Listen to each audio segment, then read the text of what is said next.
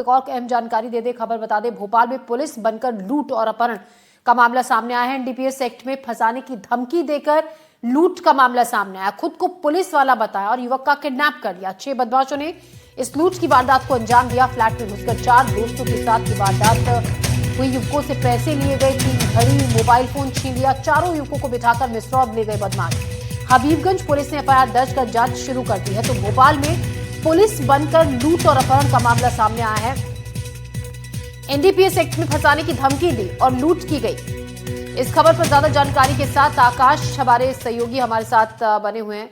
आकाश, जिस तरीके से पुलिस बनकर यहां पर लूट की घटना को अंजाम दिया गया, किडनैप कर लिया गया, उनसे मोबाइल, कीमती सामान छीन लिया गया, क्या है पूरा मामला और पुलिस क्या कर रही है अब इस मामले में जांच को लेकर?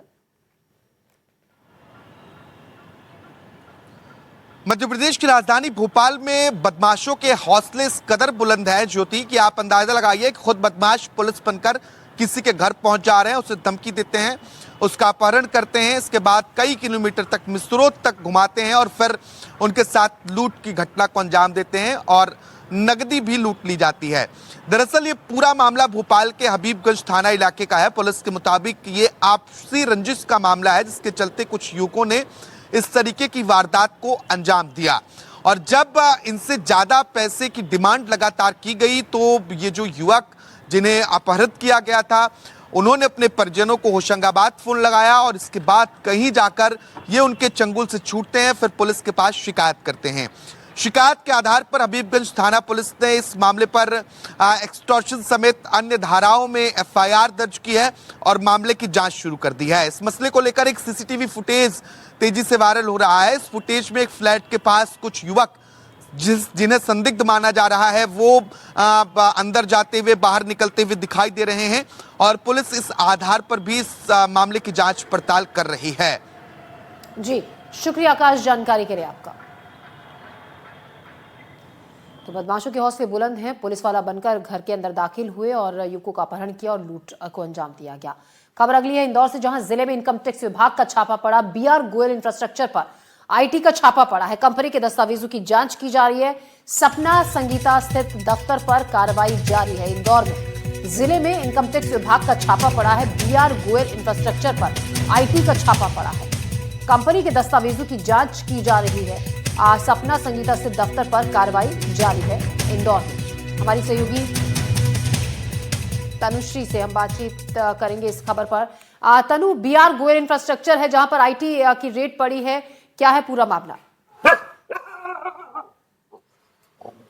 जी देखिए, इंदौर के सपना संगीता रोड पर शुक्रवार सुबह ही आईटी जो है इनकम टैक्स डिपार्टमेंट पहुंचा है और वहां पर बीआर गोयल इंफ्रास्ट्रक्चर जो है उनके जो ऑफिस है और इसी के साथ जो डायरेक्टर का घर है वहां पर कार्रवाई की जा रही है। अभी भी लगातार कार्रवाई जारी है।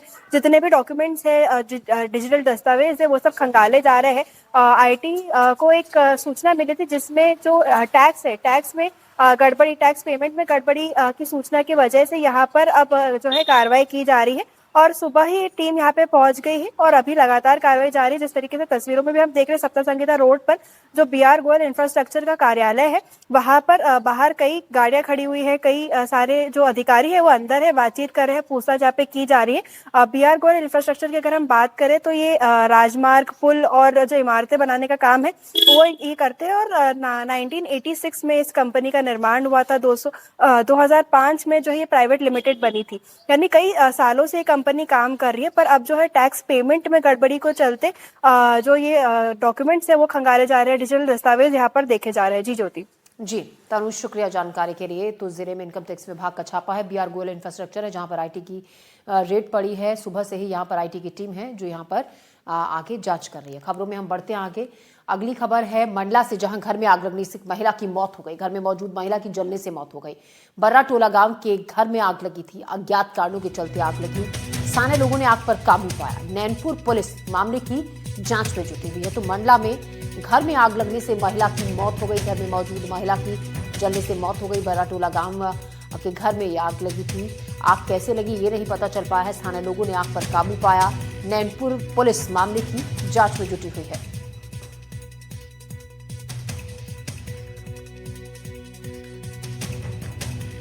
तो एक घर में आग लगी।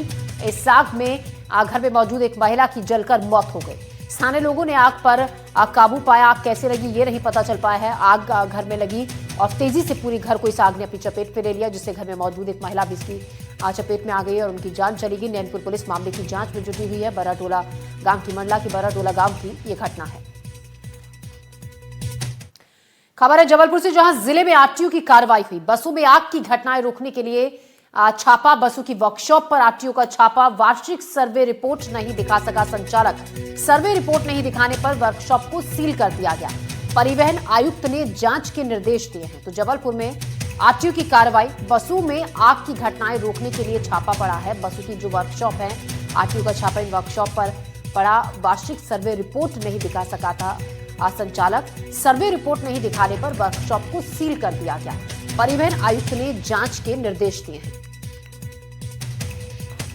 जांच के दौरान यह पाया गया कि उनका प्रमाण पत्र तो वैध था, किंतु जो सर्वे रिपोर्ट प्रतिवर्ष उनके द्वारा सर्वे करवाया जाना चाहिए वह नहीं करवाया गया था।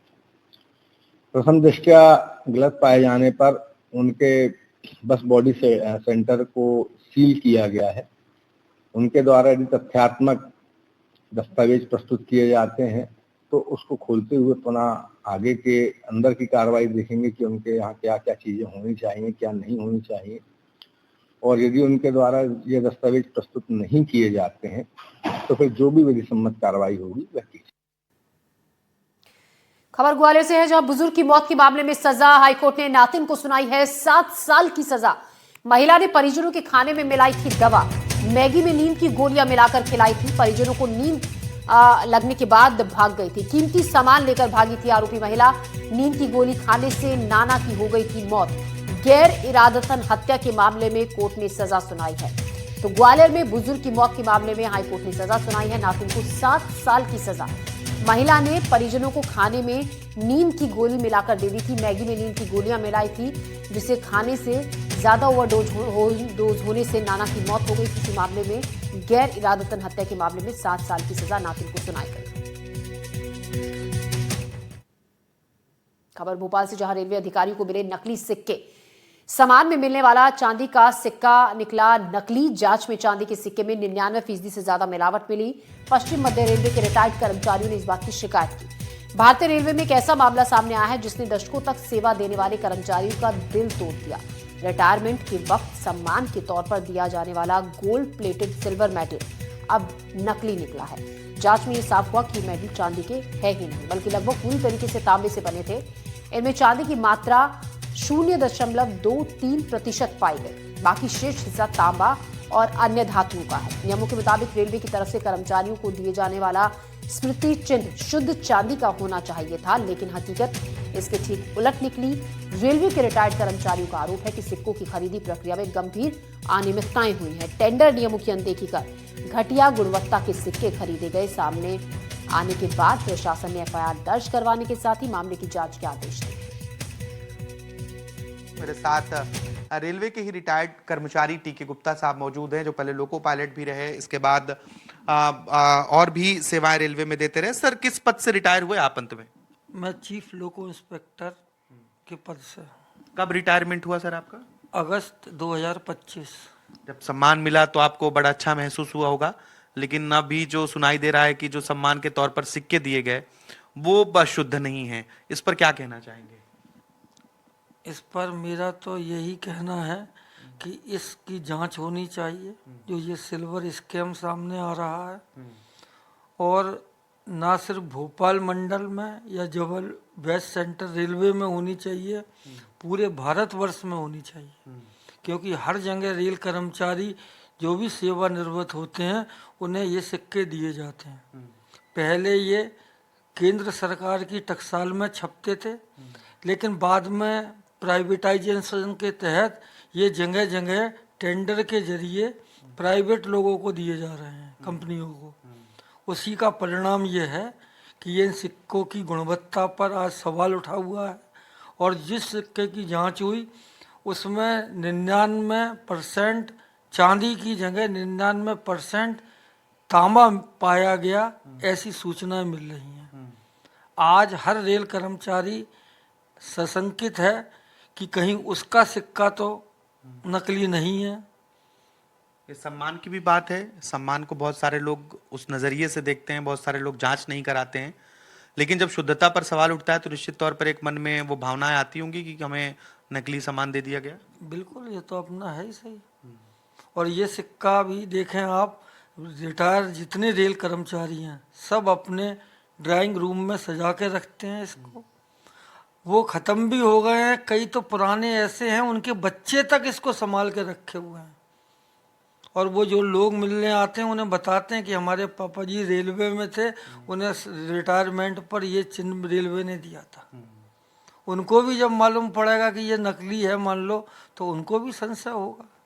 निश्चित तौर पर मन में एक संशय होता है, एक सवाल उठता है कि आखिर जो उन्हें सम्मान के तौर पर कोई भी वस्तु, चाहे वो सिक्का हो, मेडल हो या फिर कोई उपहार हो, और पता चले कि वो नकली